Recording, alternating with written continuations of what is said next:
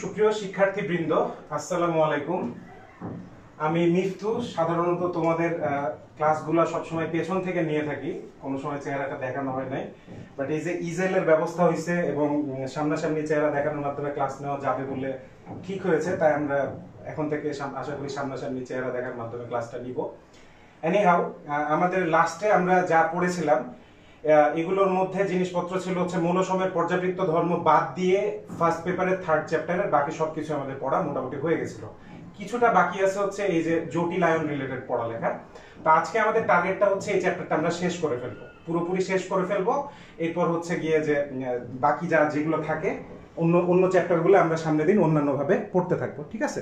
আচ্ছা, তো মৌলসমূহের পর্যাবৃত্ত ধর্ম নিয়ে কথা বললে আমরা শুরুতেই যে কথাটা বলতে পারি সেটা হচ্ছে এই যে নামটা খেয়াল করি আগে দেখি একটু, যে পর্যাবৃত্ত ধর্ম, অর্থাৎ পর্যায় ভিত্তিক সম্পর্কগুলো নিয়ে যে ধর্মগুলা সেগুলো নিয়ে এখানে আলোচনা করা হবে। এখন একটা জিনিস এই চ্যাপ্টারের নামের মধ্যে নাই, সেটা হচ্ছে গ্রুপ ভিত্তিক সম্পর্ক। এখানে শুধু পর্যাবৃত্ত ধর্ম নিয়ে এরা কথা বলবে তা না, আমরা অ্যাকচুয়ালি এখানে গ্রুপ ভিত্তিক কিছু সম্পর্ক নিয়েও বা ধর্ম নিয়েও কথাবার্তা বলবো। তো শুরু থেকে শুরু করা যাক এই পর্যাবৃত্তি ধর্ম নিয়ে। সেটা হচ্ছে যে সবচেয়ে ইম্পর্টেন্ট যে জিনিসটা, সরি মনে হয় সাউন্ড রিলেটেড একটু ঝামেলা হচ্ছে, সবচেয়ে ইম্পর্টেন্ট যে ফ্যাক্টরটা এই চ্যাপ্টারটা পড়তে গেলে সবচেয়ে যে ধর্মগুলা কাজে লাগবে সেগুলো হচ্ছে গলনাঙ্ক স্ফুটনাঙ্ক। এই যে মৌলগুলা যেগুলো আছে তাদের গলনাঙ্ক স্ফুটনাঙ্কগুলা কিভাবে পরিবর্তিত হচ্ছে এই ব্যাপারটা। তারপরে ধরো কি বলে যে তড়িৎ ঋণাত্মকতা, এরপরে ধরো ইলেকট্রন আসক্তি, আয়নীকরণ শক্তি, পরমাণুর আকার, এই প্রত্যেকটা জায়গা থেকে আমাদের ভার্সিটি বলো, বোর্ড বলো, বুয়েট বলো, সব জায়গাতেই প্রতি বছর কিছু না কিছু আসে, ঠিক আছে? সুতরাং আমরা এই পুরো জায়গাটুকু আজকে ভালো মতো শেষ করে ফেলার চেষ্টা করবো। সবচেয়ে শুরুতে আমরা পরমাণুর এই ধর্ম নিয়ে কথা বলতে গেলে শুরুতেই যে জিনিসটা আমি পড়াবো সেটা হচ্ছে গলনাঙ্ক ও স্ফুটনাঙ্ক। গলনাঙ্ক ও স্ফুটনাঙ্ক,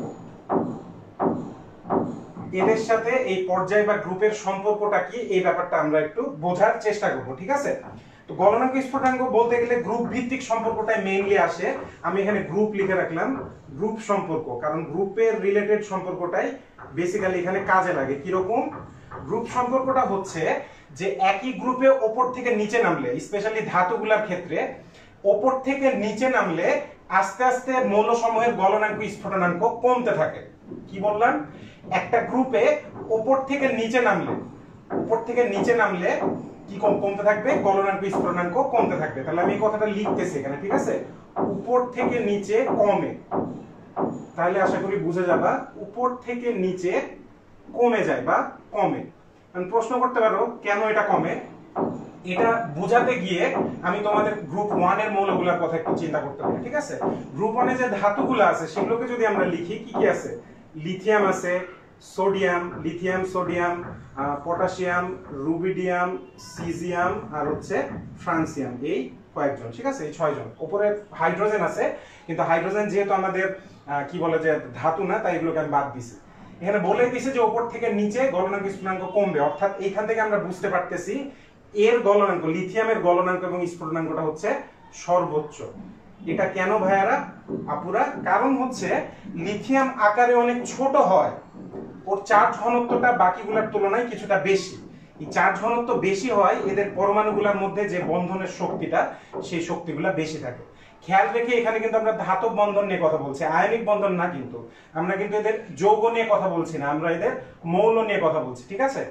অর্থাৎ লিথিয়ামের এই যে আকার ছোট এবং কি বলি, পাশে লিখে দিচ্ছি দরকার হলে, আকার ছোট ঘনত্ব বেশি, চার্জ ঘনত্ব বেশি, আকার ছোট চার্জ ঘনত্ব বেশি। এক্স্যাক্টলি এই কারণেই আমাদের কি হয়ে যাচ্ছে, এর গলনাঙ্ক স্ফুটনাঙ্কটা এদের মধ্যে সবচেয়ে বেশি পাওয়া যায়। তো এটা একবার প্রশ্ন আসছিল, এরকম 4 জনকে তুলে দেওয়া ছিল, একেবারে গ্রুপ 1 এর মৌলগুলা তুলে দেওয়া ছিল এরকম, যে most probably lithium, sodium, potassium আর সিজিয়াম, এই 4 জনের মধ্যে কার গলনাঙ্ক এবং স্ফুটনাঙ্ক সর্বোচ্চ ছিল? আনসারটা হয়ে যাচ্ছে আমাদের কি, এই লিথিয়ামটা হচ্ছে আমাদের আনসার। তাহলে আশা করি আমরা জিনিসটা বুঝতে পারছি যে গ্রুপ ভিত্তিক সম্পর্কটা কেমন গলনাঙ্ক স্ফুটনাঙ্কের ক্ষেত্রে, যে তুমি যদি যত উপর থেকে নিচে নামতে থাকবা তত জিনিসটা কি হতে থাকবে, কমতে থাকবে, ঠিক আছে? তো গেল আমাদের গলনাঙ্ক স্ফুটনাঙ্ক এতটুকুই, এর চেয়ে বেশি কিছু নাই। বেশি সোজা জায়গাটা, এই শুরুটা একেবারেই সোজা। আমরা আরো অন্য জিনিসপত্র এখন দেখা শুরু করব, অন্যান্য জিনিসগুলো দিয়ে আগায় যাব।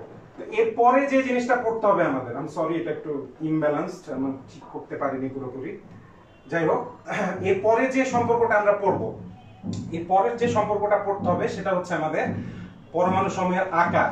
মারাত্মক ইম্পর্টেন্ট একটা জিনিস, শুধু পরমাণুর আকার না, আয়নের আকার থেকে শুরু করে এই সব জায়গা থেকে ভুরি ভুরি এমসিকিউ আসছে, ঠিক আছে? দ্যাটস ওয়াই পরমাণুর আকারটা আমাদের মারাত্মক ইম্পর্টেন্ট একটা জিনিস। অলরাইট, সো আমরা পরমাণুর আকার সম্পর্কে পড়তে গেলে প্রথমে উপরে লিখে ফেলি আমি জিনিসটা, যে আকার। আকার দুই ধরনের, একটা মনে রাখবা, একটা আকারকে আমরা বলতেছি হচ্ছে সমযোজী আকার। সমযোজী আকার বলতে সমযোজী বন্ধনের দৈর্ঘ্য আর কি। সমযোজী আকার, যেমন ধরো HCl CCl, এই যে এই বন্ধনটা, এই CCl বন্ধনটা হচ্ছে একটা সমযোজী বন্ধন। এই বন্ধনের দূরত্বটাকে আমরা বলতেছি হচ্ছে সমযোজী আকার। আর যদি আমরা ধাতুর ক্ষেত্রে কল্পনা করি বা মৌল সময়ের ক্ষেত্রে কল্পনা করি, তাহলে ধাতব আয়নের আকার বা ধাতব আকার, এইভাবে কথাটা বলা যায়। এনিহাউ, এই দুই ধরনের আকার আছে, এটা এমসিকিউ এর একটা প্রশ্ন, তাই আমি এটা লেখায় লিখে দিচ্ছি আর কি, যে একটা সমযোজী বন্ধনের আকার আর হচ্ছে একটা ধাতব বন্ধনের আকার। কি জিনিস? সমযোজী বন্ধনের আকার হচ্ছে এই, যেমন ধরো এখানে কার্বন আর ক্লোরিন আছে, কার্বনের কেন্দ্র থেকে ক্লোরিনের কেন্দ্র পর্যন্ত যে দূরত্ব, সেটার অর্ধেককে আমরা বলি হচ্ছে সমযোজী আকার। কি বললাম আবারও?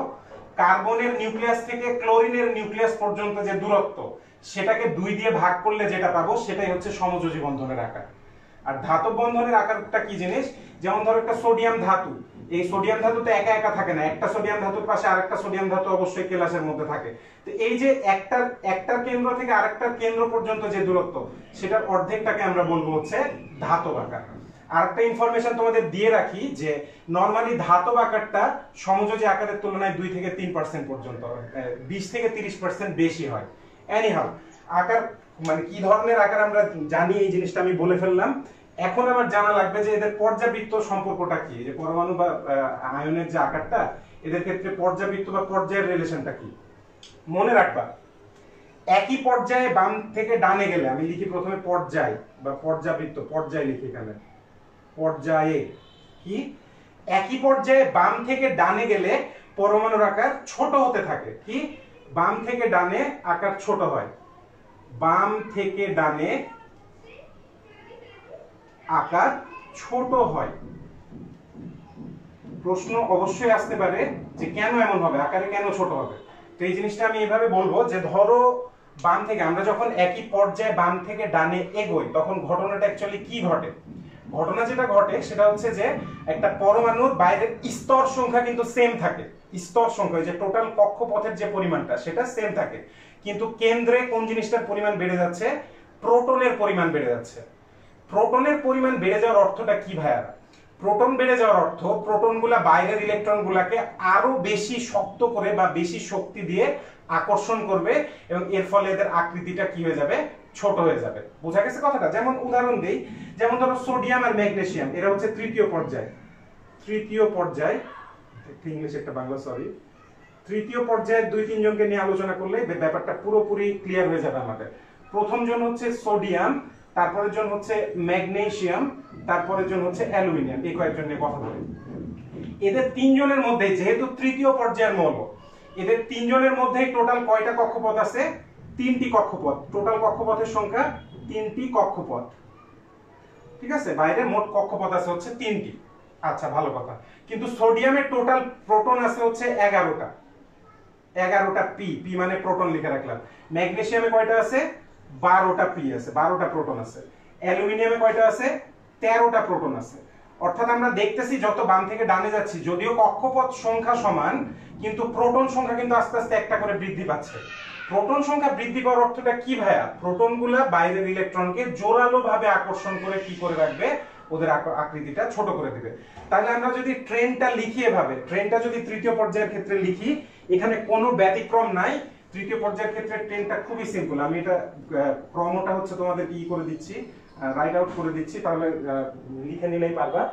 জিনিসটা হচ্ছে সোডিয়ামের আকার গ্রেটার দেন ম্যাগনেসিয়ামের আকার, গ্রেটার দেন অ্যালুমিনিয়ামের আকার, গ্রেটার দেন সিলিকনের আকার, গ্রেটার দেন ফসফরাসের আকার, গ্রেটার দেন সালফারের আকার, গ্রেটার দেন ক্লোরিনের আকার, এন্ড গ্রেটার দেন আর্গনের আকার।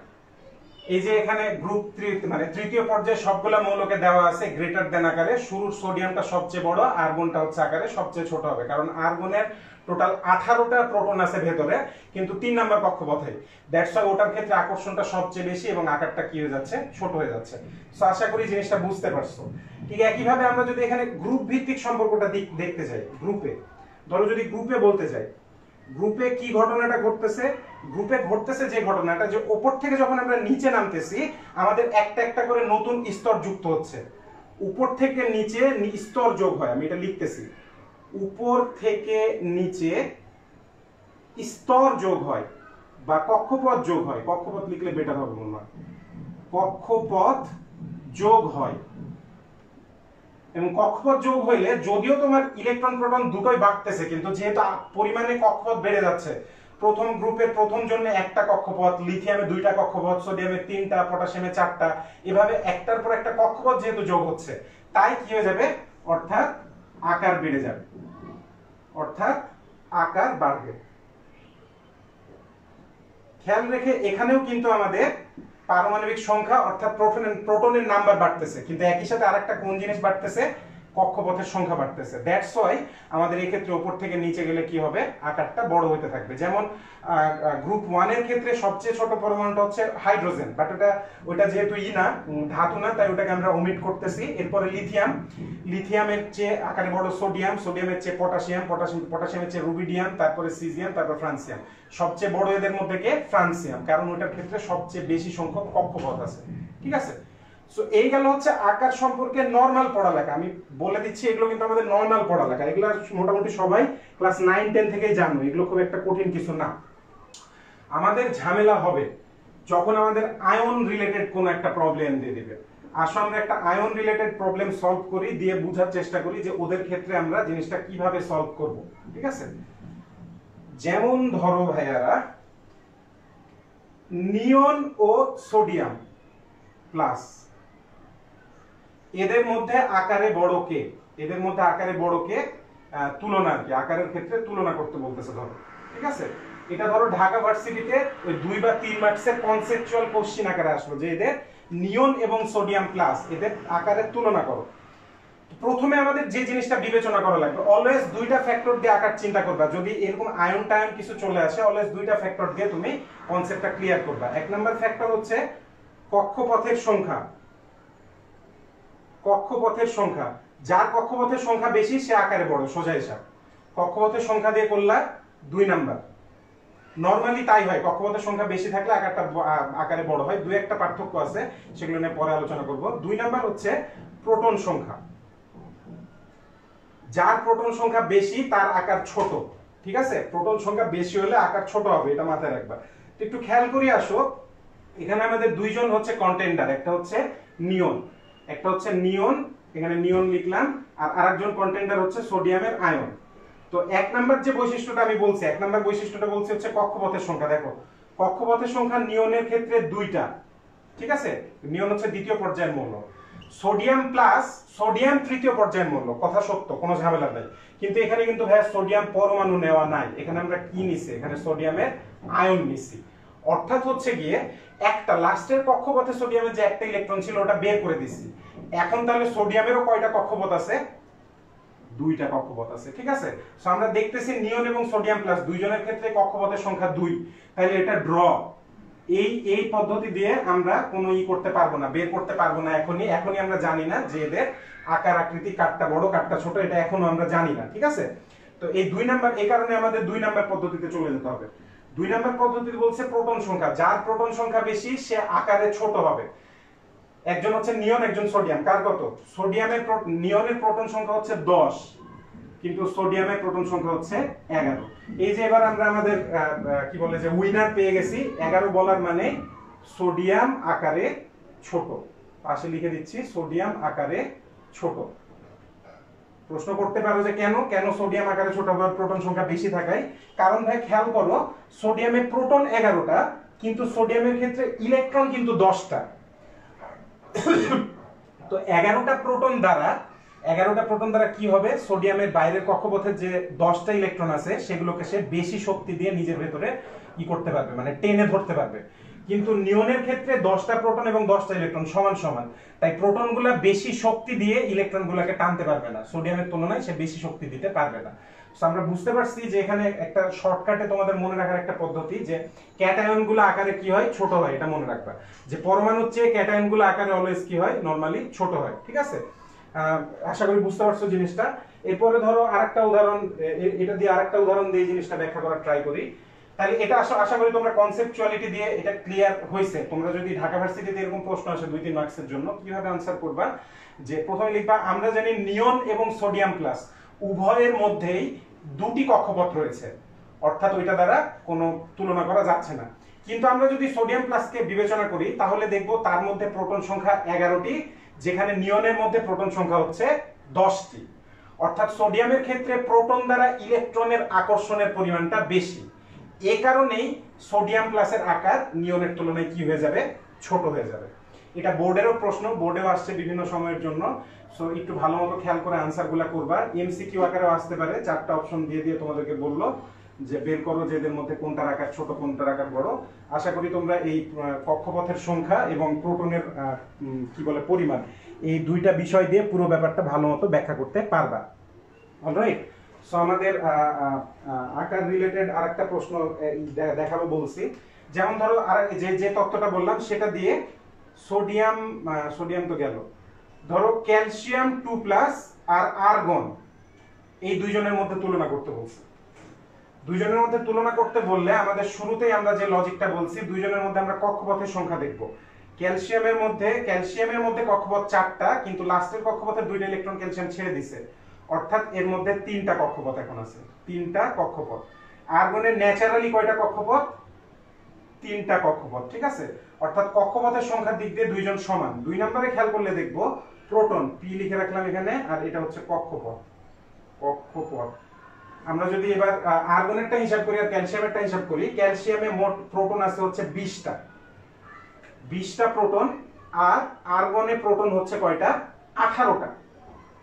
অর্থাৎ সেম থিওরিটা আবারও অ্যাপ্লাই হয়ে যাবে ভাইয়ারা। কি থিওরি, যে যেহেতু আমাদের ক্যালসিয়ামে হচ্ছে কি আছে, বেশি পরিমাণ প্রোটন আছে আর্গনের তুলনায়, তাই ক্যালসিয়ামের আকারটা আর্গনের চেয়ে কি হয়ে যাবে, আকারে ছোট হয়ে যাবে, আর্গনটা আকারে একটু বড় হবে। ঠিক আছে, সো কেন এটার কারণ আবারও বলতেছি, এটা পরে কাজে লাগবে, কিন্তু আমরা আয়নীকরণ শক্তি পড়তে গেলে বুঝবো যে এটার একটা দরকার আছে। কি দরকার, মনে রাখবা আকার ছোট মানে আকর্ষণ বেশি, আকর্ষণ বেশি হওয়ার কারণে কিন্তু আকারটা ছোট হচ্ছে ক্যালসিয়ামের।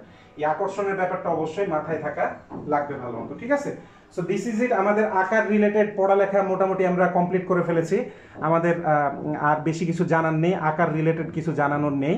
ঠিক আছে, সো আকারটা শেষ হলো। এবার আমরা যেটা দেখতে যাব আরেকটা হেভি ইম্পর্টেন্ট জিনিস, স্পেশালি এটা বোর্ড পরীক্ষার জন্য তো মারাত্মক ইম্পর্টেন্ট।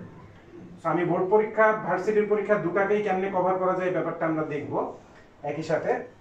এর পরের যে জিনিসটা আমরা শিখবো সেটা হচ্ছে আয়নীকরণ শক্তি। আয়নীকরণ শক্তি,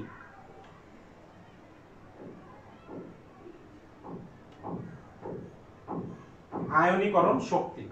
তো এই সংজ্ঞাটা সবাই ভুল করো, অনেকেই ভুল করো, কারণ সংজ্ঞায় দুইটা জিনিস স্পষ্টভাবে বলা লাগবে, সেই কথাগুলো উল্লেখ করো না। আমি সংজ্ঞাটা ভালো মতো বলে দিচ্ছি, মনে রাখবা জিনিসটা, যে গ্যাসীয় অবস্থায়, এই কথাটা অলওয়েজ খেয়াল রাখা লাগবে, কি গ্যাসীয় অবস্থায় 1 মোল বিচ্ছিন্ন পরমাণু থেকে, গ্যাসীয় অবস্থায় অবশ্যই বলা লাগবে, তারপরে কি 1 মোল বিচ্ছিন্ন পরমাণু থেকে একটি করে ইলেকট্রন সরিয়ে তাকে 1 মোল ধনাত্মক আয়নে পরিণত করতে যে শক্তি প্রয়োগ করা লাগবে, সেই শক্তিটাকে আমরা বলতেছি হচ্ছে কি আয়নীকরণ শক্তি। তো যারা আমার কথাটা ভালো মতো বুঝতে পারো নাই, একটা বিক্রিয়া দিয়ে আমি তোমাদেরকে ব্যাপারটা বোঝাবো। প্রথমে বলছি গ্যাসীয় অবস্থায়, খেয়াল রাখো, ধরো আমি সোডিয়াম নিলাম, ওকে কি অবস্থায় নেওয়া লাগবে, গ্যাসীয় অবস্থায় নেওয়া লাগবে। খেয়াল করি সোডিয়ামের সামনে আমি কোনো সংখ্যা লিখি নাই, তার মানে কিন্তু সোডিয়াম অলরেডি এখানে কি অবস্থায় আছে, 1 মোল পরিমাণ অবস্থায় আছে। ঠিক আছে, সোডিয়াম গ্যাসীয় অবস্থায় কি করলাম, গ্যাসীয় অবস্থায় 1 মোল পরিমাণ বিচ্ছিন্ন পরমাণুকে, এই যে এটা পুরোটা নিয়ে ফেলছি, গ্যাসীয় অবস্থায় 1 মোল পরিমাণ বিচ্ছিন্ন পরমাণু থেকে 1 মোল ইলেকট্রন অপসারণ করে এই যে 1 মোল ইলেকট্রন অপসারণ করে দিচ্ছি। তোমাদের মনে হতে পারে যে 1 মোল কই করলেন, আপনি তো 1 করলেন। এটা তুমি 1 আকারেও বলতে পারো, তুমি এটাকে 1 মোলও বলতে পারো। এখানে যদি আমি এটাকে যদি 1 মোল, সোডিয়ামকে 1 মোল বিবেচনা করার মানে ইলেকট্রন হচ্ছে 1 মোল। তো আমরা জানি সোডিয়াম থেকে একটা ইলেকট্রন অপসারণ করলে সেটা কি হয়, সোডিয়াম আয়নে পরিণত হয়। তাহলে এবার বলবো, এবার লিখবো কি, সোডিয়াম আয়নের ব্যাপারটা লিখবো, যে সোডিয়াম আয়ন প্লাস, এটা হয়ে যাচ্ছে কি গ্যাস। ঠিক আছে, খেয়াল করি তাহলে এবার সংজ্ঞাটা বিক্রিয়া থেকে দেওয়া যাবে কি, গ্যাসীয় অবস্থায় 1 মোল বিচ্ছিন্ন পরমাণু থেকে 1 মোল ইলেকট্রন অপসারণ করে 1 মোল একক ধনাত্মক আয়ন সৃষ্টি করতে যে পরিমাণ তাপ প্রদান করা লাগে, ডেল এইচ ইকুয়াল টু হচ্ছে প্লাস পাবা তুমি, যে পরিমাণ তাপ প্রদান করা লাগে সেই তাপটাকে বলা হয় ওই মৌলের আয়নীকরণ শক্তি। সো সংজ্ঞাটা তোমার মনে রাখা কিন্তু খুব কঠিন না, যদি তুমি এই বিক্রিয়াটা মনে রাখতে পারো, বিক্রিয়ার সাহায্যে তুমি কাজটা করতে পারবা। কি, আবারও বলতেছি, গ্যাসীয় অবস্থায় 1 মোল বিচ্ছিন্ন পরমাণু থেকে 1 মোল ইলেকট্রন অপসারণের মাধ্যমে 1 মোল একক ধনাত্মক আয়ন তৈরি করতে যে তাপ প্রদান করা লাগে, ডেল এইচ এর ভ্যালু পজিটিভ, মানে তোমার তাপ দেওয়া লাগতেছে, যে প্রদান করা লাগতেছে, সেই ব্যাপারটাকে আমরা ওই মৌলের মানে সোডিয়ামের প্রথম আয়নীকরণ শক্তি বা শুধু আয়নীকরণ শক্তি নামে অভিহিত করি। আশা করি ব্যাপারটা তোমরা বুঝতে পারতেছো। তাহলে আয়নীকরণ শক্তির মান অলওয়েজ কি রকম হবে, যেহেতু আমরা একটা ইলেকট্রন বের করে আনতেছি, মনে রাখবা আয়নীকরণ শক্তির মান অলওয়েজ হবে হচ্ছে পজিটিভ, মানে আমরা অলওয়েজ ওদের প্রতি শক্তি প্রদান করব, এই কারণে আয়নীকরণ শক্তির মান হচ্ছে অলওয়েজ পজিটিভ। ঠিক আছে, এবং টু বি এক্সাক্ট, সোডিয়াম থেকে এরকম ইলেকট্রন বের করে আনতে টোটাল 1 মোলের জন্য এনার্জি খরচ হয় প্লাস 496 কিলোজুল পার মোল, মানে টোটাল যে শক্তিটা খরচ হচ্ছে সেটা 496 কিলোজুল পার মোল। তো আমরা আশা করি যে এই আয়নীকরণ শক্তির থিওরিটা বুঝে গেছি, যেখানে ইলেকট্রন বের করে আনা লাগবে, দ্যাটস ওয়াই অলওয়েজ আমরা কি করব, এখান থেকে ইলেকট্রন কি বলে যে এখানে শক্তি প্রদান করব। সুতরাং আমার আয়নীকরণ শক্তির সংজ্ঞা বোঝা হয়েছে। এবার এখানকার যে ডিফারেন্ট প্রশ্নগুলো আছে সেগুলো বোঝার চেষ্টা করব আমরা। ঠিক আছে, ডিফারেন্ট প্রশ্ন যেগুলো আছে সেগুলো বোঝার ট্রাই করব। কি রকম, যেমন হচ্ছে ধরো এরকম একটা প্রশ্ন আসছে যে Na2+ গঠন করা কঠিন বা অসম্ভব কেন, এভাবে প্রশ্ন একটা আসছিল, বোর্ড প্রশ্ন আসছিল। তো ঢাকা ভার্সিটির 2 মার্কসের কোশ্চেনে এটা আসতে পারে, কঠিন কেন এরকম প্রশ্ন করলে একটা, বা কঠিনের বদলে অসম্ভব কেন এরকমও প্রশ্নটা থাকতে পারে, যে Na2+ গঠন করা কঠিন কেন। তাহলে আমরা প্রথমে Na2+ গঠন করতে কি কাজ করা লাগতেছে সেটা খেয়াল করো।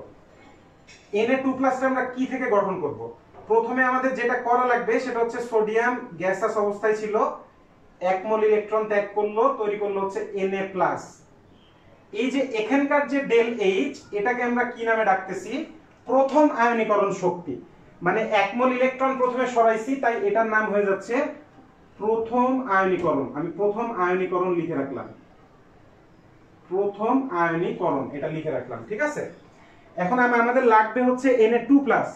তাহলে এবার আমাদের কাজটা কি করা লাগবে, এই Na+ যেটা আছে, যেটা গ্যাসীয় অবস্থায় Na+ ছিল, এই গ্যাসীয় অবস্থার Na+ টাকে এখান থেকে আবার 1 মোল ইলেকট্রন সরানো লাগবে, সরালে তৈরি হয়ে যাবে হচ্ছে Na2+ গ্যাস। এটা ডেল এইচ এর মানটাকে আমরা কি নামে ডাকবো, দ্বিতীয় আয়নীকরণ শক্তি। সো আমি এখানে দ্বিতীয় কথাটা লিখলাম, তার পাশে জাস্ট কি করে দিলাম, আয়নীকরণের নিচে এরকম কি দিয়ে দিলাম, রিপিট দিয়ে দিলাম। ঠিক আছে, সেখানে খেয়াল করতেছি, একটু বুঝো ব্যাপারটা, থিওরিটা বুঝো এখানে। তাহলে খেয়াল করো আমাদের যে Na2+ পেতে গেলে আমাদের আয়নীকরণ শক্তি দুইবার ব্যবহার করা লাগবে, একবার প্রথম আয়নীকরণ শক্তি, সেকেন্ড হচ্ছে দ্বিতীয় আয়নীকরণ শক্তি। এখন ঝামেলাটা কোথায়, ঝামেলাটা হচ্ছে গিয়ে যে যখন আমরা দ্বিতীয় আয়নীকরণ শক্তি বের করতে যাব, তখন এদের ইলেকট্রন বিন্যাস খেয়াল করা লাগবে ভাইয়ারা। এটা আসলে Na+ টার ইলেকট্রন বিন্যাস দেখি। Na+ বলার মানে কিন্তু এর কাছে মোট 10টা ইলেকট্রন আছে, 10টা ইলেকট্রন বলার মানে 1s2 2s2 2p6। একটু খেয়াল করে দেখো ইলেকট্রন বিন্যাসটা, 1s2 2s2 2p6, এটা পুরোপুরি সুস্থিতিশীল একটা ইলেকট্রন বিন্যাস।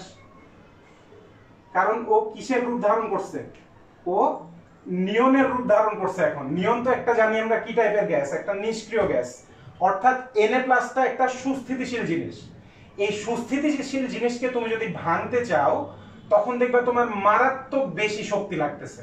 ঠিক আছে, মারাত্মক বেশি শক্তি লাগতেছে। যেহেতু এটা সুস্থিতিশীল, তাই এখান থেকে তুমি যে এই যে একটা ইলেকট্রন, এই যে এখানে 1 মোল ইলেকট্রন যে বের করতেছো, এই 1 মোল ইলেকট্রন বের করাটা সোজা না। ঠিক আছে, দ্যাটস ওয়াই যে এই যে মারাত্মক বেশি শক্তি লাগতেছে, দ্যাটস ওয়াই Na2+ গঠন করা প্রায় কঠিন বা অসম্ভব, অনেক ক্ষেত্রে অসম্ভবই বলা যায় অ্যাকচুয়ালি। ঠিক আছে, পার্থক্যটা কোথায় তোমাকে আমি দেখাই। দেখো, সোডিয়ামের প্রথম আয়নীকরণ শক্তি আমি দেখাইছিলাম +496 কিলোজুল।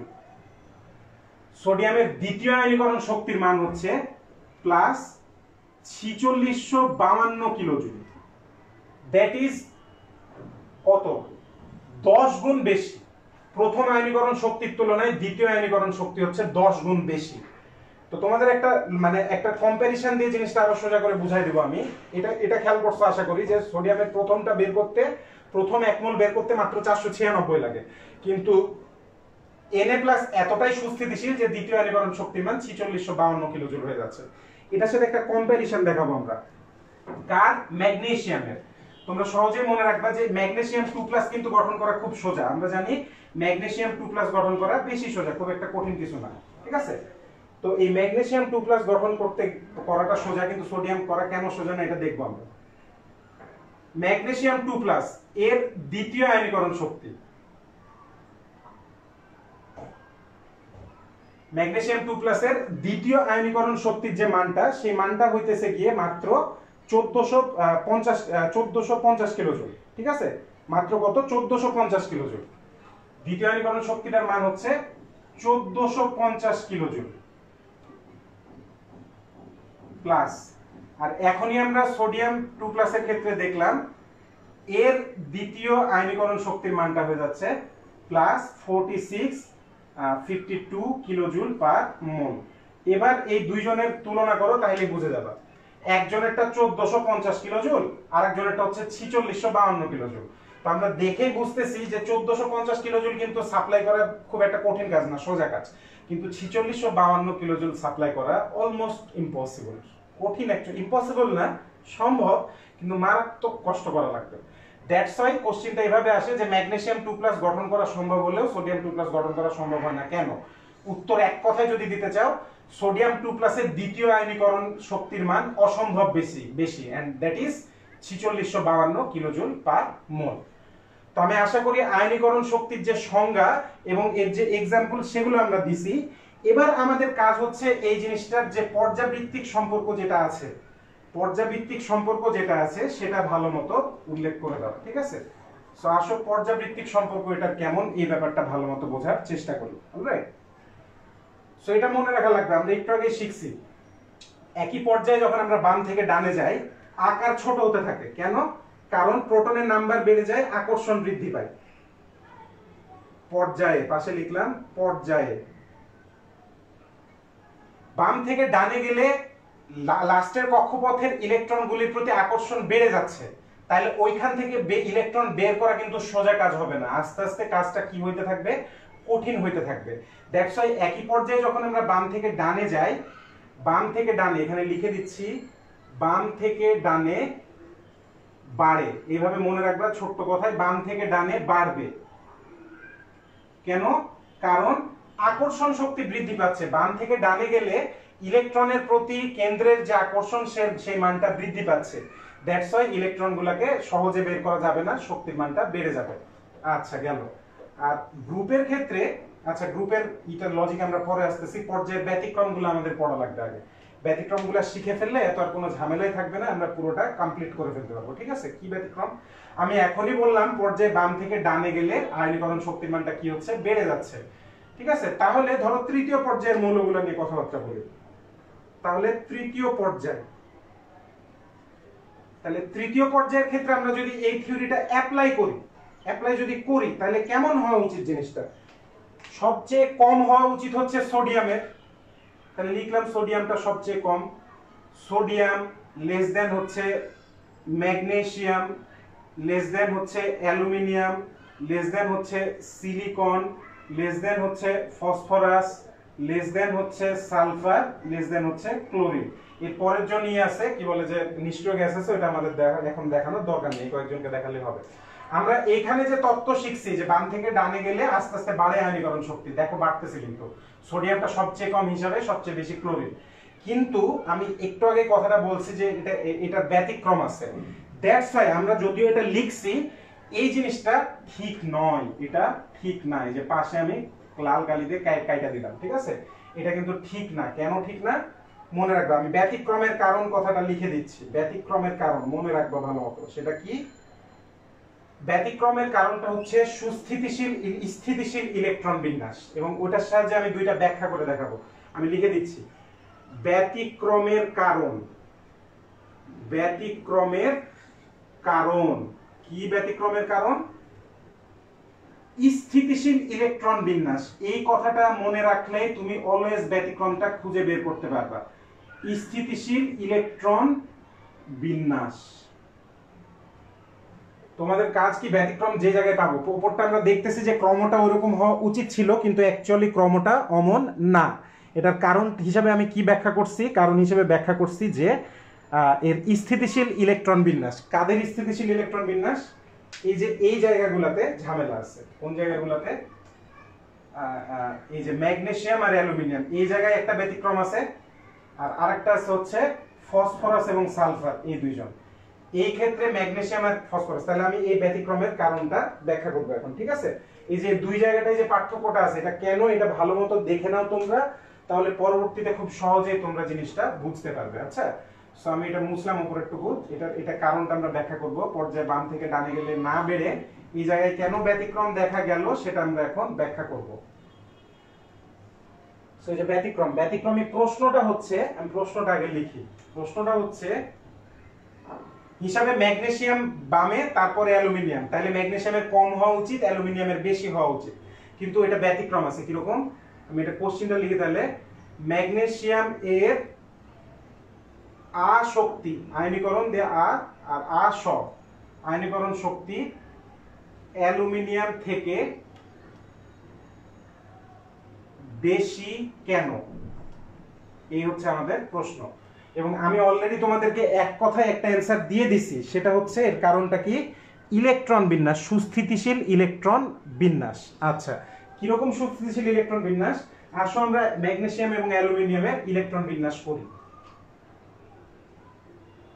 বড় করে লিখি, সরি। ম্যাগনেসিয়াম 12 এর ইলেকট্রন বিন্যাস আমরা জানি 1s2 2s2 2p6 3s2, ঠিক আছে? আর যদি আমরা অ্যালুমিনিয়ামে দেখি, অ্যালুমিনিয়াম 13 ওর হচ্ছে 1s2 2s2 2p6 3s2 3p1। এটা হচ্ছে অ্যালুমিনিয়ামের ইলেকট্রন বিন্যাস, ঠিক আছে? তো এদের ইলেকট্রন বিন্যাসটা বিবেচনা করলে একটু আমাদের একেবারে শেষ কক্ষপথে চলে যাবে, অন্য কোথাও না, একেবারে শেষ কক্ষপথে। দেখো ম্যাগনেসিয়ামের 3s অরবিটালটা পূর্ণ অবস্থায় আছে, হয় পূর্ণ হওয়া লাগবে অথবা 3p অরবিটালগুলা অর্ধপূর্ণ হওয়া লাগবে। পূর্ণ অবস্থায় আছে, ঠিক আছে? ওর লাস্টের অরবিটালটা যেটা একেবারে ম্যাগনেসিয়ামের লাস্টের অরবিটাল 3s, সেটা পুরোপুরি পরিপূর্ণ অবস্থায় আছে, ঠিক আছে? কিন্তু তুমি যদি অ্যালুমিনিয়ামেরটা বিবেচনা করো ভাই আপু, তাহলে দেখবা ওর লাস্টের অরবিটাল কিন্তু 3p। আমরা জানি p অরবিটালে মোট 6টা ইলেকট্রন থাকতে পারে। এখানে কি আছে? একটি বেজোড় ইলেকট্রন আছে। কি হলো? এখানে লিখে দাও, একটি বেজোড় ইলেকট্রন আছে। সো মনে রাখবে, আমি দরকার হলে নিচে লিখে দিচ্ছি কথাটা, যে বেজোড় ইলেকট্রন থাকার মানে কিন্তু ও ভালো মতোই না, কি বলে, যে সুস্থিতিশীল না। কারা সুস্থিতিশীল? অরবিটাল পূর্ণ, আমি লিখে দিচ্ছি জিনিসটা, অরবিটাল পূর্ণ, এটা পাশে লিখে দিচ্ছি SOP, মানে S আর P অরবিটালের ক্ষেত্রে অরবিটালটা পূর্ণ বা অর্ধপূর্ণ। অর্ধপূর্ণ কাদের ক্ষেত্রে? অর্ধপূর্ণ হচ্ছে P এর ক্ষেত্রে। অর্ধপূর্ণ অরবিটাল পূর্ণ বা অর্ধপূর্ণ থাকলে পরমাণুটি অধিক সুস্থিতিশীল হয়, পরমাণুটি অধিক স্থিতিশীলতা পায়।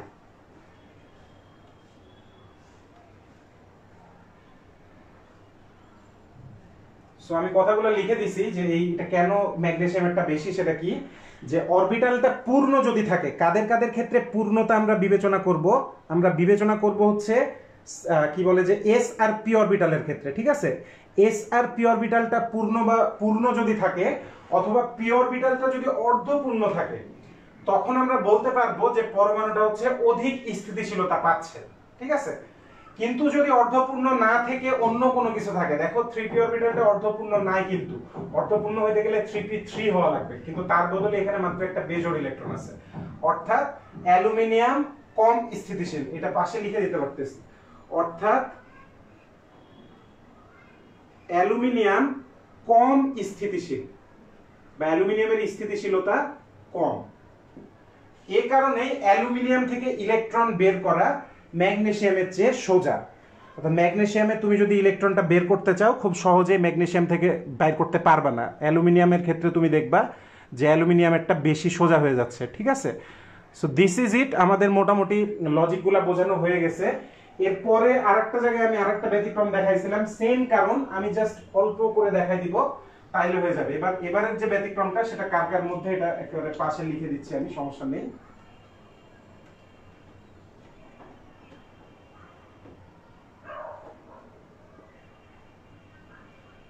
এবারের যে উদাহরণটা, এবারের উদাহরণটা হচ্ছে যে পাশে আরেকটা ব্যতিক্রম আমি লিখছিলাম। কার কার ব্যতিক্রম? ফসফরাস এবং সালফার। ফসফরাস ও সালফার এর ক্রমে ব্যতিক্রম।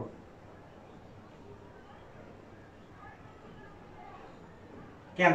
ঠিক আছে, ক্রমে ব্যতিক্রম কেন? কারণ ফসফরাসেরটা কম হওয়া উচিত, সালফারেরটা বেশি হওয়া উচিত, কিন্তু আমরা বললাম এখানে ব্যতিক্রম আছে, অর্থাৎ ফসফরাসের আয়নীকরণ শক্তি বেশি আর সালফারের আয়নীকরণ শক্তিটা কম। কেন? আমরা জাস্ট ইলেকট্রন বিন্যাস করব, বুঝে যাব। Phosphorus 15 1s2 2s2 2p6 3s2 3p3। আর যদি আমরা সালফারটা দেখি 16, সেম সেম সেম, এগুলো সবগুলা সেম, একেবারে লাস্টে গিয়ে দেখবা আসতেছে হচ্ছে 3p4।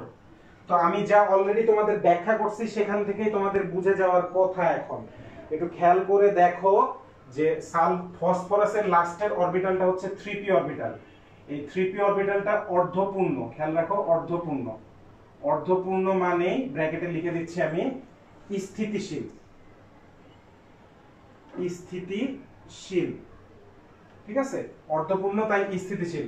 কিন্তু এটা অর্ধপূর্ণ হবার পরে আবার একটা এক্সট্রা ইলেকট্রন আছে, এই এক্সট্রা ইলেকট্রনের কারণে এটার স্থিতিশীলতাটা কি?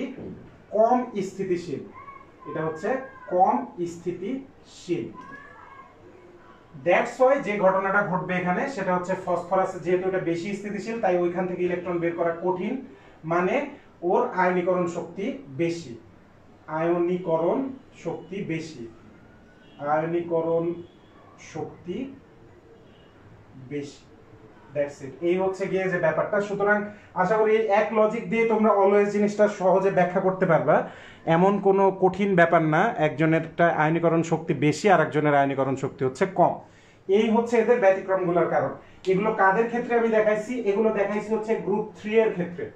এই সবগুলা মৌলই হচ্ছে গ্রুপ 3 এর মৌল, গ্রুপ 3 আবার বলতেছি পর্যায় 3 এর মৌল, ঠিক আছে। আমরা পর্যায় 2 এর ক্ষেত্রে ওই সেম ব্যতিক্রমটা লিখবো, জাস্ট আমি দেখানোর জন্য লিখবো। এবং তোমাদের বোর্ডে কিভাবে প্রশ্ন আসে, একটা কঠিন প্রশ্ন দেখে মনে হয় কঠিন প্রশ্ন, কিন্তু অ্যাকচুয়ালি অনেক সোজা প্রশ্ন, এরকম একটা জিনিস আমি তোমাদেরকে এখন দেখাবো। এটা দেখানো শেষ হলো, সেটা হচ্ছে এবার দ্বিতীয় পর্যায়ের ক্ষেত্রে এই সেম ব্যতিক্রমগুলো কোথায় পাওয়া যাবে? দ্বিতীয় পর্যায়ে। দ্বিতীয় পর্যায়ে প্রথমে আছে হচ্ছে lithium, lithium, beryllium, boron, carbon, nitrogen, oxygen আর হচ্ছে ফ্লোরিন, ঠিক আছে। আমরা বলছি যে বাম থেকে ডানে গেলে বাড়ে, সুতরাং বাড়বে, কিন্তু কোন কোন জায়গায় আমরা দেখবো যে একটা ব্যতিক্রম দেখা যাচ্ছে। কি? লিথিয়াম লেস দেন বেরিলিয়াম, এটা নিয়ে কোনো সমস্যা নেই, কারণ বেরিলিয়ামটা পরে আছে অর্থাৎ বেশি। কিন্তু বেরিলিয়ামের লাস্টের কক্ষপথটা 2s2, পরিপূর্ণ ইলেকট্রন অর্থাৎ বেশি স্থিতিশীল, বোরনের তুলনায় বেশি স্থিতিশীল। তাই তুমি দেখবা ব্যতিক্রমটা এই যে এখানে বেরিলিয়াম হচ্ছে বোরনের চেয়ে আবার বেশি, এই যে এখানে একটা ব্যতিক্রম পাওয়া গেছে, ঠিক আছে। আবার বোরন আর কার্বনের মধ্যে কোনো ঝামেলা নাই, বোরন আর কার্বনের মধ্যে কার্বনের ইলেকট্রন কি বলে যে আয়নীকরণ শক্তির মানটা বেশি। একইভাবে কার্বন নাইট্রোজেনেও কোনো সমস্যা নাই, নাইট্রোজেনের ইলেকট্রন কি বলে যে আয়নীকরণ শক্তিটা বেশি। কিন্তু আবার নাইট্রোজেন আর অক্সিজেনের মধ্যে ঝামেলা আছে। কেন? কারণ নাইট্রোজেনের মধ্যে পি অরবিটালটা 2p অরবিটালটা হচ্ছে অর্ধপূর্ণ, তাই ওখানে আরেকটা ব্যতিক্রম। লাস্টে গিয়ে আবারও সেম থিওরি, অক্সিজেনের ইটা আয়নীকরণ শক্তিটা ফ্লোরিনের চেয়ে কম। That's it. সো এটা হচ্ছে দ্বিতীয় পর্যায়ের ক্ষেত্রে আমরা ব্যতিক্রম জায়গাগুলো খেয়াল করলে দেখতে পাবো যে এই জায়গাগুলো হচ্ছে ব্যতিক্রম, এই জায়গাগুলো হচ্ছে ব্যতিক্রম। এখন তোমাদের বোর্ড প্রশ্নে নিয়মিত উদ্দীপকে নিয়মিত একটা অদ্ভুতভাবে এই উদ্দীপকটা দেওয়া থাকে। ওই অদ্ভুতভাবে যে উদ্দীপকটা দেওয়া থাকে ওইটা কিভাবে দেওয়া থাকে ওইটা ব্যাখ্যা করে আসো। দেখবা তোমরা যে এরকম বইয়ের মধ্যে এরকম একটা দেওয়া আছে, উদ্দীপক দেওয়া আছে, এরকম একটা গ্রাফ, গ্রাফের মধ্যে এরকম ঘিচিমিচি আকারে মেলা কিছু দেওয়া, আয়নীকরণ শক্তির ব্যতিক্রমগুলো আলোচনা করতে বলতেছে। তো ঘটনা অ্যাকচুয়ালি কি হচ্ছে? ঘটনা এদিকে দেখবা, এটার নিচে এক্স অক্ষ বরাবর লেখা আছে হচ্ছে পারমাণবিক সংখ্যা, এটা লেখা হচ্ছে পারমাণবিক সংখ্যা। পারমাণবিক সংখ্যাকে নেওয়া আছে হচ্ছে এক্স অক্ষ বরাবর, আর অয় অক্ষ বরাবর নেওয়া আছে হচ্ছে আয়নীকরণ শক্তি। আমি স লিখে রাখলাম, আয়নীকরণ শক্তিটাকে নেওয়া আছে হচ্ছে এই বরাবর, উপর বরাবর। ঠিক আছে, এখন এই গ্রাফটা যদি আমরা দেখি গ্রাফটা কিরকম হবে এটা দিয়ে বোঝানো যাবে। আসলে খেয়াল করি, এখানে আমরা দেখতেছি লিথিয়াম, লিথিয়াম এটা ধরো এটা 3, এটা হচ্ছে 3, পারমাণবিক সংখ্যাটা হচ্ছে 3 এ লিথিয়াম। লিথিয়ামেরটা চেয়ে বেরিলিয়ামটা একটু বেশি হবে, এটা 4। তাহলে লিথিয়ামটা যদি এই জায়গায় হয়, বেরিলিয়ামটা একটু উপরে হবে। ঠিক আছে, আরেকটু উপরে মোটামুটি এখানে হলো। ঠিক আছে, এরপরে খেয়াল করে দেখি বেরিলিয়ামের পরের জনকে বোরন, বোরনেরটা কিন্তু একটু কম হবে দেখো, তার মানে ওর জন্য মোটামুটি তুমি এই জায়গাটাই পাবা। গেল বোরনেরটা গেল, বোরনের চেয়ে আবার কার্বনেরটা বেশি, অর্থাৎ কার্বনের ক্ষেত্রে আবার গিয়ে তুমি দেখতে পাবা এই জায়গাটা। ঠিক আছে, কার্বনের চেয়ে আবার হচ্ছে নাইট্রোজেনের বেশি, সুতরাং নাইট্রোজেনেরটা গিয়ে তুমি দেখতে পাবা মোটামুটি এই জায়গায় লাইনটা। আবার দেখো নাইট্রোজেনের চেয়ে অক্সিজেনেরটা একটু কম, তাহলে এই জায়গাটায় আবার আরেকটা লাইন চলে আসবে।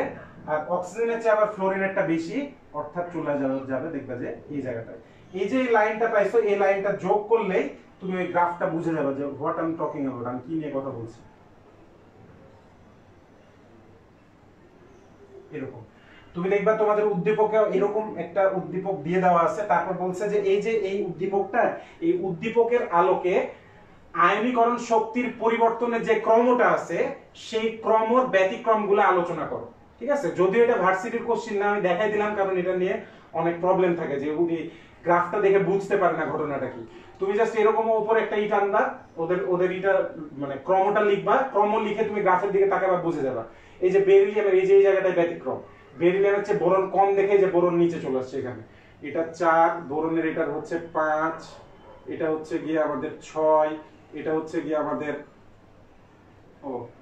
সামনাসামনি হয়নি, সরি, এটা 4, এটা 5, এই বরাবর যদি নিয়ে আমরা এটা হচ্ছে 6, এই বরাবর নিলে এটা হচ্ছে 7, এই বরাবর নিলে এটা হচ্ছে 8, আর এই বরাবর নিলে এটা হচ্ছে আমাদের 9। ঠিক আছে, অর্থাৎ লিখে দাও যদি জিনিসটা, এটা হচ্ছে আমাদের লিথিয়াম, এটা হচ্ছে আমাদের বেরিলিয়াম, এটা লেখা থাকে না, আমি বুঝার সুবিধার্থে করে দিচ্ছি। এটা বোরন, এটা হচ্ছে কার্বন, এটা হচ্ছে নাইট্রোজেন, এটা হচ্ছে অক্সিজেন, আর এটা হচ্ছে আমাদের ফ্লোরিন। This is it. এটা দ্বিতীয় পর্যায়ে দিয়ে আমি তোমাদেরকে দেখাইছি। সেম জাতীয় একটা গ্রাফ তুমি কাদের ক্ষেত্রে পাবা, সেম জাতীয় গ্রাফটা তুমি তৃতীয় পর্যায়ের ক্ষেত্রেও সেম জাতীয় একটা গ্রাফ টের পাইতে পারো। ঠিক আছে, সেম পাবা। সো আবার আয়নীকরণ শক্তির যে ব্যাপারগুলো ছিল আমি পুরোটাই ব্যাখ্যা করে ফেলেছি। আয়নীকরণ শক্তি বোঝানোর আর কিছু নাই আমাদের। আয়নীকরণ শক্তির পরের ধাপটায় আমরা চলে যাব এখন। আয়নীকরণ শক্তির পরের পড়ালেখা যেটা আছে সেটা হচ্ছে গিয়ে আর দুইটা জিনিস আছে এখানে আমাদের, তাহলে কমপ্লিট হয়ে যাবে। খুব দ্রুত এই দুইটা জিনিস পড়ে ফেলবো।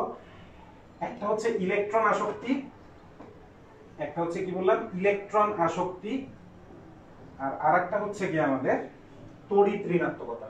খুব দ্রুত জিনিসগুলো শেষ করে ফেলি আসো। ইলেকট্রন আসক্তি 4 নাম্বার, ইলেকট্রন আসক্তি, সরি এটা কালি প্রায় শেষ হয়ে গেছে, আরেকটা আছে সমস্যা নেই। তো ইলেকট্রন আসক্তি, হোয়াট ইজ ইলেকট্রন আসক্তি? দিস ইজ সেম আয়নীকরণ শক্তির মতোই একটা জিনিস। ঠিক আছে, আমি এবারও এটা একটা বিক্রিয়া দিয়ে তোমাদেরকে বোঝাবো। যেমন ধরো ফ্লোরিন গ্যাসীয় অবস্থায় 1 মোল বিচ্ছিন্ন পরমাণু 1 মোল ইলেকট্রন গ্রহণের মাধ্যমে খেয়াল রেখে, এবার বের করতেছি না, এবার আমরা গ্রহণ করতেছি। 1 মোল ইলেকট্রন গ্রহণের মাধ্যমে 1 মোল ঋণাত্মক আয়ন তৈরি করতে যে পরিমাণ শক্তি উৎপন্ন করে সেটাকে আমরা বলতেছি হচ্ছে তার ইলেকট্রন আসক্তি। এবার আমি বলছি শক্তিটা হচ্ছে উৎপন্ন করে, ডেল এইচ আমার যতদূর মনে পড়ে অ্যানসারটা হচ্ছে -299 কিলোজুল। এক্স্যাক্টলি খেয়াল হচ্ছে না, আমার মনে হয় -299 কিলোজুল। তো এবার সংজ্ঞাটা এটার ক্ষেত্রে দেওয়ার চেষ্টা করে আসো। গ্যাসীয় অবস্থায় 1 মোল বিচ্ছিন্ন পরমাণু 1 মোল ইলেকট্রন গ্রহণের মাধ্যমে 1 মোল একক ঋণাত্মক আয়ন তৈরি করতে যে পরিমাণ শক্তি উৎপন্ন করে, এবার কি হচ্ছে উৎপন্ন হচ্ছে শক্তিটা, বেশিরভাগ ক্ষেত্রে, দুই একটা ক্ষেত্রে ব্যতিক্রম আছে কিন্তু বেশিরভাগ ক্ষেত্রে উৎপন্ন হয়, উৎপন্ন করে সেই ঘটনাটাকে ওই পরমাণু বা ওই মৌলের কি বলে, ইলেকট্রন আসক্তি বলে। অর্থাৎ ইলেকট্রন আসক্তি বেশ একটা স্বতঃস্ফূর্ত ব্যাপার।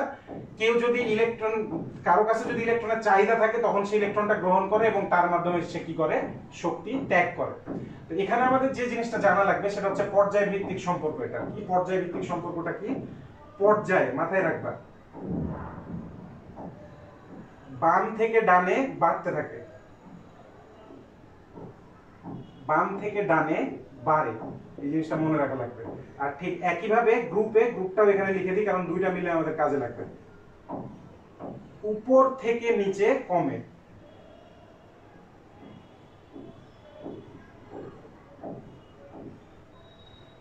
পর্যায়ে বাম থেকে ডানে গেলে এটা বৃদ্ধি পাবে আর গ্রুপে উপর থেকে নিচে নামলে এটা কি হবে, কমতে থাকবে। আশা করি জিনিসটা বুঝতে পারতেছো। সো এই দুইটা জিনিসকে বিবেচনা করলে, একটু বিবেচনা করে আসো কেন এই দুইটা জিনিস আমি একসাথে লিখে দিলাম, কারণ আছে একটা। আমরা জানি পর্যায়ে বাম থেকে ডানে যাইতে গেলে আস্তে আস্তে আস্তে যদি তুমি একেবারে ডানে চলে যাও তুমি গ্রুপ 17 নাম্বার গ্রুপ পাবা। অর্থাৎ গ্রুপগুলোর মধ্যে 17 নাম্বার গ্রুপের ইলেকট্রন আসক্তি সবচেয়ে বেশি। আবার গ্রুপের মধ্যে উপর থেকে নিচে নামলে কমবে। তার মানে গ্রুপের সবচেয়ে উপরের যে ব্যক্তিটা তার ইলেকট্রন আসক্তি সবচেয়ে বেশি হওয়া উচিত। এদের সবচেয়ে উপরে আছে হচ্ছে ফ্লোরিন। তাহলে ফ্লোরিন যেহেতু সবচেয়ে উপরে আছে তাহলে হওয়া উচিত কি কথা, ফ্লোরিন হচ্ছে ইলেকট্রন আসক্তি পৃথিবীতে সবচেয়ে বেশি হওয়া উচিত ছিল, তাই না? কারণ ওইটা সবচেয়ে ডানে আছে, পর্যায়ের সবচেয়ে ডানে আছে ফ্লোরিন, আবার গ্রুপের সবচেয়ে উপরে আছে। তাহলে ফ্লোরিনের ইলেকট্রন আসক্তি পৃথিবীর সবচেয়ে বেশি হওয়া উচিত ছিল, কিন্তু তা হয় না। তার বদলে কার ইলেকট্রন আসক্তি পৃথিবীতে সবচেয়ে বেশি? ক্লোরিনের ইলেকট্রন আসক্তি। ক্লোরিন ওই গ্রুপেরই যে দ্বিতীয় মৌলটি ক্লোরিনের ইলেকট্রন আসক্তি পৃথিবীর সবচেয়ে বেশি। এর কারণটা কি এটাই আমি এখন ব্যাখ্যা করব, ঠিক আছে? এখান থেকে কনসেপচুয়াল কোশ্চেন আসার চান্স খুব বেশি। তুমি বুয়েট বলো আর ঢাকা ভার্সিটি বলো 2-3 মার্কসের জন্য। সো খেয়াল রেখে জিনিসগুলো ভালোমতো অ্যানসার করার চেষ্টা করবে, ঠিক আছে? প্রশ্নটা হচ্ছে এটা মুন্সি, প্রশ্নটা হচ্ছে ক্লোরিনের ইলেকট্রন আসক্তি ফ্লোরিন অপেক্ষা বেশি কেন? প্রশ্নটা লিখে নিই আমি।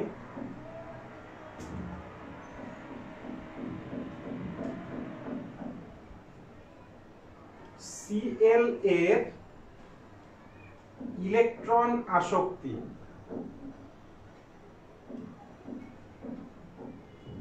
F অপেক্ষা বেশি কেন? আমি জাস্ট সিম্পল কথাই বলে দেব, জিনিসটাকে আনসার দিয়ে দেবো সিম্পল ভাষায়। কি একটাই অ্যানসার, এটাকে ব্যাখ্যা করছি পরে, কিন্তু এক কথায় অ্যানসার দিয়ে দিতে পারো যে ফ্লোরিন পরমাণুর ক্ষুদ্র আকার ও অধিক চার্জ ঘনত্ব। তুমি যদি এক মার্কসের জন্য অ্যানসারটা লেখো তাহলে এই অ্যানসারটা লিখলে তুমি 1 মার্কস পেয়ে যাবে। কি? ফ্লোরিন পরমাণুর ক্ষুদ্র আকার ও অধিক চার্জ ঘনত্ব। এবার জিনিসটা আমি হালকা করে একটু ব্যাখ্যা করে দেব, অ্যানসার আমাদের হয়ে যাবে। কিরকম? সেটা হচ্ছে যে এই যে ফ্লোরিন পরমাণুটা, আমরা জানি ফ্লোরিন হচ্ছে দ্বিতীয় পর্যায়ে, আমি লিখতেছি পাশে, ফ্লোরিন হচ্ছে দ্বিতীয় পর্যায় আর ক্লোরিন হচ্ছে তৃতীয় পর্যায়। তো এই পর্যায় ভিত্তিক আকার রিলেটেড আমরা সম্পর্কে জানছিলাম একটা জিনিস, সেটা হচ্ছে যে জিনিসটার পর্যায় বেশি অর্থাৎ কক্ষপথ বেশি সেটার আকার বড়। এই দুইটা তত্ত্ব থেকে আমরা এই কথাটা লিখে দিতে পারি এখানে, এই দুইটা জিনিস থেকে, যে ফ্লোরিন আকারে ছোট, এটা নিয়ে আমাদের কোনো সন্দেহ নাই। ফ্লোরিন আকারে ছোট ক্লোরিনের তুলনায়। এবার সেকেন্ড ব্যাপারটা, ফ্লোরিন আকারে ছোট। এবার সেকেন্ড কথাটা বলছে অধিক চার্জ ঘনত্ব। ফ্লোরিন আকারে ছোট কিন্তু ওর দ্বিতীয় পর্যায়ে টোটাল কয়টা ইলেকট্রন আছে? ও শেষে 8টি ইলেকট্রন আছে। শেষে 8টি, বাংলায় 8টি, পরে জানতে হবে, 8টি ইলেকট্রন। অর্থাৎ আকারে 2 নাম্বার কক্ষপথটা ছোট হলেও সেখানে 8টা ইলেকট্রন আছে। এই 8টা ইলেকট্রনের কারণে চার্জ ঘনত্ব বেশি, অনেক বেশি। চার্জ ঘনত্বটা কি হয়ে যাচ্ছে? অনেক বেশি। আশা করি 2 নাম্বার তত্ত্বটাও বুঝে গেছো। এখন ভাই আপুরা এই ব্যাপারটা বোঝার চেষ্টা করো, ওর ছোট আকারের কারণে ওর চার্জ ঘনত্ব বেশি, ইলেকট্রনের চার্জ ঘনত্ব বেশি। এই অবস্থায় কোন ইলেকট্রনকে যদি আমি ওর ভেতরে প্রবেশ করাতে চাই, ও কিছুটা হলেও কি করবে? বিকর্ষণ করবে। যেহেতু আশেপাশে জায়গা কম, তোমার রুমের মধ্যে বসা যাবে ধরো কি বলে যে 8টি ইলেকট্রন, কেন লিখছেন, সরি, এটা 7টি ইলেকট্রন, ঠিক আছে, 7টা ইলেকট্রন। ফ্লোরিনের রুম 2 নাম্বার কক্ষপথ, আর ধরো যে ঢাকার একটা খুপড়ি একটা রুমের মধ্যে টোটাল 8 জন থাকতে পারবে, কিন্তু 7 জন অলরেডি আছে সেখানে, অনেক গাদাগাদি করে 7 জন আছে। 8 জন থাকতে পারবে কিন্তু অনেক গাদাগাদি হয়ে যাবে। তো এই অবস্থায় কেউ যদি অষ্টম কেউ যদি আসতে চায়, এই বাকি 7 জন কিন্তু কিছুটা মানা করবে যে ভাই আসিস না রে ভাই, এখানে অনেক গরম, অনেক পেন লাগতেছে, কাইন্ড অফ এরকম। বুঝতে পারছো জিনিসটা? আর ওরা যে চায় না তা না, ওরা কিন্তু চায়, কিন্তু ওরা এটাও জানে যে এখানে একটু গরম হয়ে যাবে বেশি আর একজন প্রবেশ করলে। তাই কি হয়, চার্জ ঘনত্ব বেশি হওয়ার ফলে আগমনকারী ইলেকট্রনের প্রতি হালকা বিকর্ষণ থাকে। আগমনকারী ইলেকট্রন এর প্রতি কিছুটা বিকর্ষণ থাকে।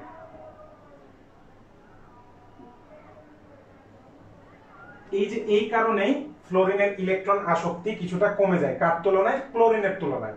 ক্লোরিনেরটা খেয়াল করি, ওরটা তৃতীয় পর্যায়, মানে ওর রুমটা কিন্তু অনেক বড়। ওর তৃতীয় পর্যায়ে রুম অনেক বড় হলে ওখানেও ইলেকট্রন কয়টা আছে? 7টা।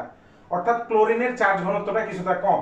তাই ওর কাছে কোনো ইলেকট্রন আসতে চাইলেও বলে আচ্ছা বাবা চলে, কোনো ঝামেলাই নাই, আমার কোনো রুমের কোনো সমস্যা নাই, চলে। দ্যাটস ওয়াই ক্লোরিনের যদি আমরা ইলেকট্রন আসক্তিটা বিবেচনা করি, দেখবো যে ক্লোরিনের ইলেকট্রন আসক্তিটা ফ্লোরিনের চেয়ে অনেক বেশি। ঠিক আছে, দ্যাটস ইট। সুতরাং এইটা কি বলে যে এই ব্যাপার, এই ব্যতিক্রমটা আমাদের আলোচনা করা হয়ে গেল। বাকি ক্ষেত্রে কিন্তু কোনো ব্যতিক্রম নাই, শুধু ক্লোরিন আর ফ্লোরিনের ক্ষেত্রেই এই ব্যতিক্রমটা পরিলক্ষিত হয়। এবং এর সাথে সাথে আমাদের ইলেকট্রন আসক্তি অংশটুকু পড়ানো হয়ে গেল। এরপরে আমরা যে জিনিসটা ব্যাখ্যা করতে পারি বা পড়তে পারি সেটা হচ্ছে গিয়ে ইলেকট্রন আসক্তি শেষ, তাহলে এরপরে আমরা লাস্ট অংশ এখানকার পর্যাবৃত্ত ধর্মের শেষের জিনিসটা পড়ে ফেলবো। সেটা হচ্ছে গিয়ে তড়িৎ ঋণাত্মকতা। মারাত্মক ইম্পর্টেন্ট একটা জিনিস, বারবার তোমরা দেখে আসতেছো যে তড়িৎ ঋণাত্মকতা আমাদের কেমিস্ট্রির বিভিন্ন জায়গায় কাজে কাজে দরকার হয়। ঠিক আছে, সো দ্যাটস ইট। আমরা এখন পড়ে ফেলবো তড়িৎ ঋণাত্মকতা, ইলেকট্রোনেগেটিভিটি। তড়িৎ ঋণাত্মকতা। সো তড়িৎ ঋণাত্মকতা মানেও অ্যাকচুয়ালি ইলেকট্রনের প্রতি আকর্ষণ, কিন্তু এটা একটু ভিন্ন। কিরকম? সমযোজী বন্ধনে আবদ্ধ, আমি এটা একটু লিখে দিচ্ছি কারণ তোমরা ভুল করো, তাই লিখে দিচ্ছি। সমযোজী বন্ধনের জোড় ইলেকট্রন দ্বয়কে আকর্ষণ করা যে ঘটনা, সেটাই হচ্ছে আমাদের তড়িৎ ঋণাত্মকতা। যেমন ধরো একটা উদাহরণ দিই তাহলেই বুঝবো, যে অক্সিজেনের দুই পাশে এদিকে একটা হাইড্রোজেন, এদিকে একটা হাইড্রোজেন আছে। ঠিক আছে, এদের মধ্যে দেখতে পাচ্ছি আমরা দুইটা সমযোজী বন্ধন। প্রত্যেকটা সমযোজী বন্ধনের টোটাল কয়টা করে ইলেকট্রন আছে? 2টা করে। এখানে 2টা ইলেকট্রন আছে, এখানে 2টা ইলেকট্রন আছে। ঠিক আছে, এরকম 2টা করে ইলেকট্রন আছে অলরেডি। ঠিক আছে, কিন্তু অক্সিজেনের তড়িৎ ঋণাত্মকতা মানে কি? ওর এই যে অক্সিজেনটা দেখতে পাচ্ছ, ওর হচ্ছে এই যে সমযোজী বন্ধনের যে ইলেকট্রন 2টা আছে, এই ইলেকট্রনগুলোকে নিজের দিকে তার আকর্ষণ করার প্রবণতা অনেক বেশি। এই যে প্রবণতা যেটা, যে আকর্ষণ নিজের দিকে করতে হবে, এই প্রবণতাটাকে আমরা কি নামে চিনি? তড়িৎ ঋণাত্মকতা নামে চিনি। এবং ও নিজের দিকে আকর্ষণ করে ও কি হয়ে যাবে? ও আংশিকভাবে ঋণাত্মক চার্জ হয়ে যাবে, আর হাইড্রোজেনগুলো আংশিকভাবে ধনাত্মক চার্জ যুক্ত হয়ে যাবে। খেয়াল রেখে, এটা কিন্তু একটা প্রবণতা, এটা কিন্তু ইলেকট্রন নিয়ে নেবে না পুরোপুরি। একটু খেয়াল করি আসক্তির সাথে এটার পার্থক্যটা কি। আসক্তি বলার মানে ইলেকট্রনগুলো নিয়ে নিচ্ছে, আর তড়িৎ ঋণাত্মকতা বলার মানে সমযোজী বন্ধনের ইলেকট্রনগুলো নিজের দিকে কি করছে, আকর্ষণ করছে বা টান দিছে, নিয়ে নেয় না কিন্তু পুরোপুরি, ঠিক আছে। দ্যাটস ওয়াই আংশিক চার্জ। তো এই গেল তড়িৎ ঋণাত্মকতা। আবার কি হলো, সমযোজী বন্ধনে জোড় ইলেকট্রন দ্বয়কে আকর্ষণ করা, শেষ। এদের ক্ষেত্রে যেহেতু খেয়াল রেখে এখানে যেহেতু পুরোপুরি ইলেকট্রন টান দিচ্ছে না, পুরোপুরি নিয়ে নিচ্ছে না ইলেকট্রন, তাই এখানে ক্লোরিন আর ফ্লোরিনের ওই ব্যতিক্রমটা থাকবে না। এটা পুরোপুরি আমরা আগে যা শিখছি সেটাই ব্যতিক্রম ছাড়া। কি পর্যায়ে, আমি লিখে দিই কথাটা, পর্যায়ে বাম থেকে ডানে,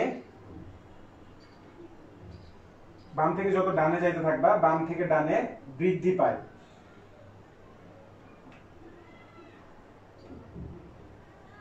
পর্যায়ে বাম থেকে ডানে বৃদ্ধি পায়।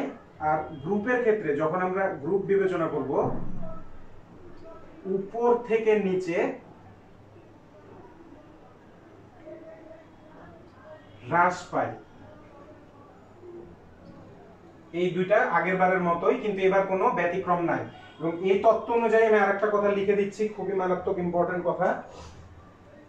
পৃথিবীর সবচেয়ে তড়িৎ ঋণাত্মক মৌল হচ্ছে ফ্লোরিন। ফ্লোরিন হচ্ছে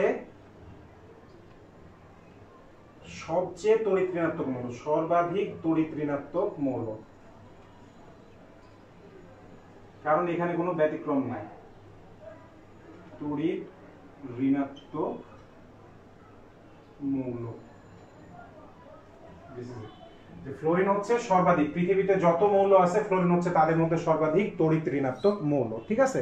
আচ্ছা, তো পলিং স্কেল, এবার আমাদের কিছু মৌলের তড়িৎ ঋণাত্মকতার মানগুলা জানা লাগবে। কিরকম? এই স্কেল একজন ব্যক্তি এটা আবিষ্কার করছিলেন, এটাকে পলিং বা পাউলিং স্কেল নামে ডাকা হয়। একটু একটু লিখে নিও, তাহলে তোমাদের কাজে লাগবে। এখান থেকে আসছে কোশ্চেনে যে পলিং স্কেলে নিচের ফ্লোরিনের তড়িৎ ঋণাত্মকতা কত, এভাবে প্রশ্ন আসছে, ঠিক আছে। তা আমি মানগুলা লিখে দিচ্ছি। প্রথমে হচ্ছে ফ্লোরিন, ফ্লোরিনের ভ্যালু হচ্ছে 4.0। এর পরের জন হচ্ছে অক্সিজেন, দ্যাট ইজ 3.5। অক্সিজেন মারাত্মক তড়িৎ ঋণাত্মক বটে। অক্সিজেনের চেয়ে শুধু বেশি আছে কে? ফ্লোরিন। শুধুমাত্র ফ্লোরিনের সাথে থাকলে আমি আরেকটা কোশ্চেন এমসিকিউ একটা সলভ করে দেবো এখানে। অক্সিজেনের পরে হচ্ছে ক্লোরিন, দ্যাট ইজ 3, নাইট্রোজেনও 3। কিন্তু দুইজনের 3 হলেও বেশিরভাগ ক্ষেত্রে নাইট্রোজেনের তড়িৎ ঋণাত্মকতাটা ক্লোরিনের চেয়ে একটু কম ধরা হয়, খুবই অল্প কম ধরা হয়, ঠিক আছে। ক্লোরিনও 3, নাইট্রোজেনও 3, কিন্তু ক্লোরিনটা একটু বেশি ধরা হয়, ঠিক আছে। নাইট্রোজেন, কার্বন, কার্বনটা মনে রাখা লাগবে 2.5। লাস্টলি আর একজনেরটা তোমাদের মনে রাখা লাগবে, দ্যাট ইজ হাইড্রোজেন 2.1, ঠিক আছে। এই গেল হচ্ছে আমাদের পলিং স্কেল অনুযায়ী তড়িৎ ঋণাত্মকতা।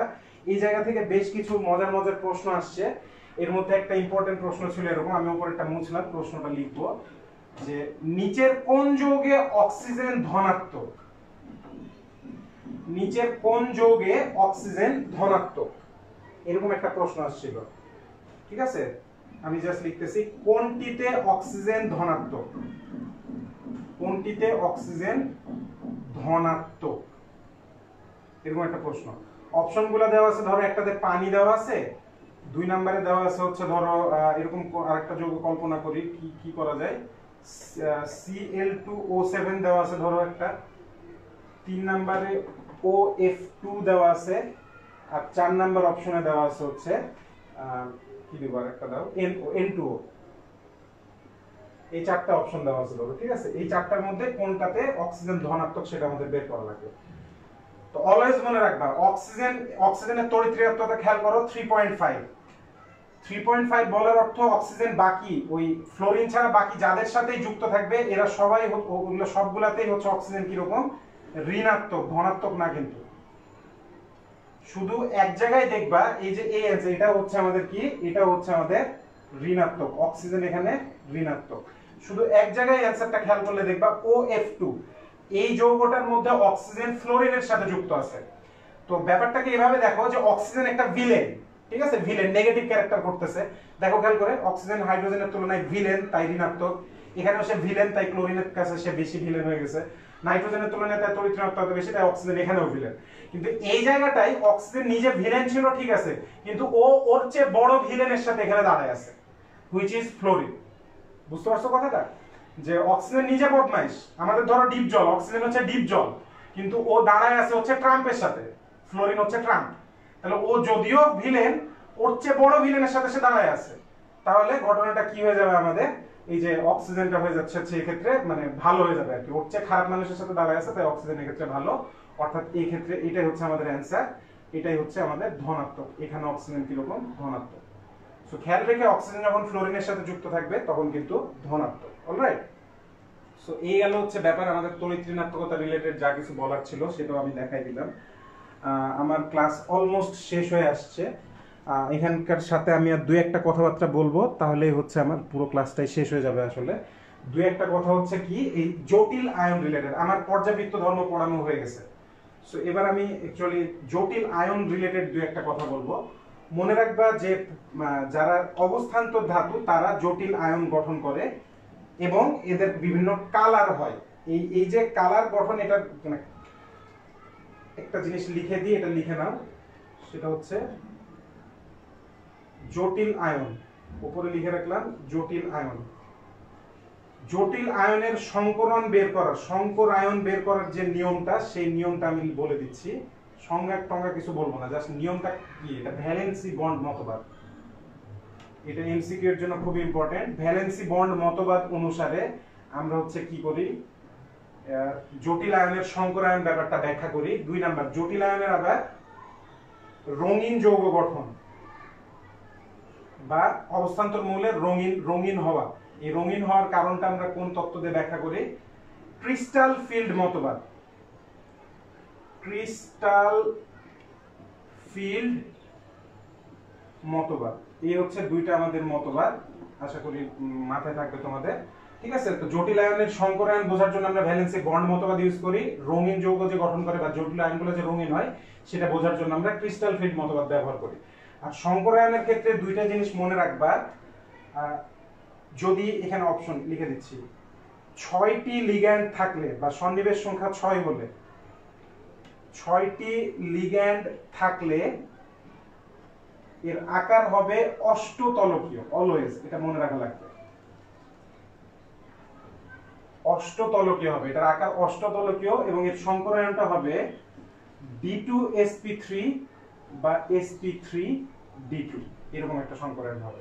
কিন্তু যদি 4টা লিগ্যান্ড হয়, 4টি লিগ্যান্ড থাকলে আকার দুই ধরনের হইতে পারে। চতুস্তলকীয়, 4টি লিগ্যান্ড থাকলে একটা চতুস্তলকীয় আকার হইতে পারে। চতুস্তলকীয় আকারের সংজ্ঞাটা কি, চতুস্তলকীয় আকার হইতে গেলে sp3 সংকর আয়ন হওয়া লাগবে। আর আরেক ধরনের আকার হইতে পারে কি, সমতলীয় বর্গাকার। এই আকারটা সমতলীয় বর্গাকার হইতে গেলে কি হওয়া লাগবে, dsp2 বা sp2d সংকর আয়ন। এই ব্যাপারটা মনে রাখা লাগবে, এমসিকিউ এর জন্য অনেক জায়গায় আসছে, সামনেও ভবিষ্যতে আসবে। আমি একটা উদাহরণ দিয়ে দেই। উদাহরণটা হচ্ছে এরকম, ধরো জটিল আয়ন একটা আমি লিখতেছি। জটিল আয়নটা হচ্ছে ধরো হেক্সাসায়ানোফেরেট আয়ন, এই যেটা হেক্সাসায়ানোফেরেট 2 আয়ন। ঠিক আছে, এই আয়নের খেয়াল করে দেখো সায়ানাইড 6টা আছে, মানে লিগ্যান্ড হচ্ছে 6টা। তাহলে এই আয়নটার আকার কেমন হবে, অষ্টতলকীয় হবে। এবং অষ্টতলকীয় হলো এবং এর সংকর আয়নটা কি হবে, হয় D2sp3 হবে অথবা sp3d2 হবে। ঠিক আছে, এরকম আরেকটা উদাহরণ দিয়ে দেই। আরেকটা উদাহরণ যেমন ধরো টেট্রাঅ্যামিন কপার 2 আয়ন, 2+ আয়ন আর কি, 2 আয়ন। হ্যাঁ, এখানে খেয়াল করলে দেখবা এখানে মোট 4টা আছে, লিগ্যান্ড আছে। 4টা লিগ্যান্ড থাকলে অপশন দুই ধরনের, হয় চতুস্তলকীয় হবে অথবা সমতলীয় বর্গাকার। আমি বলে দিচ্ছি এটা হবে হচ্ছে সমতলীয় বর্গাকার। সমতলীয় বর্গাকার। কেন সমতলীয় বর্গাকার হচ্ছে, কারণ বিজ্ঞানীরা হিসাব করে দেখছেন যে এটার যে সংকর আয়ন সেটা হচ্ছে sp2d। তো এই কয়েকটা জিনিস উদাহরণ দিয়ে বুঝালাম। মোটামুটি এই জটিল আয়ন থেকে মোটামুটি এই টাইপের প্রশ্নগুলো আসার চান্স আছে। নিচের কোন, যেমন ধরো একটা কোশ্চেন আমি তোমাদেরকে বলি যে নিচের কোন মৌলটি রঙিন বর্ণযুক্ত আয়ন তৈরি করে, তোমার খুঁজে বের করা লাগবে অবস্থান্তর মৌল। আমি দরকার হলে উপরে অবস্থান্তর মৌল কথাটা লিখে রাখতেছি। জটিল আয়ন কাদের বৈশিষ্ট্য, অবস্থান্তর মৌলের বৈশিষ্ট্য, অবস্থান্তর মৌল। সো এই গেল আমাদের মোটামুটি এই যে ফার্স্ট পেপারে 3rd চ্যাপ্টার শেষ হয়ে গেল। চ্যাপ্টারটা বেশ বোরিং ছিল, আই নো দ্যাট, বিকজ প্রচন্ড পরিমাণ তত্ত্বভিত্তিক কথাবার্তা। আমি আশা রাখতেছি ভবিষ্যতে যখন আমরা ম্যাথ রিলেটেড পড়ালেখা করব এতটা বোরিং হবে না। নেক্সট ক্লাসে ইনশাল্লাহ আমরা ম্যাথ জাতীয় কিছু একটা পড়বো। সো আজকে মোটামুটি এই পর্যন্তই। তোমরা সবাই ভালো থাকো, সুস্থ থাকো, এই মহামারীর মাধ্যমে সেফ থাকার চেষ্টা করো। এই তো, আর কিছুই বলার নাই। আল্লাহ হাফেজ।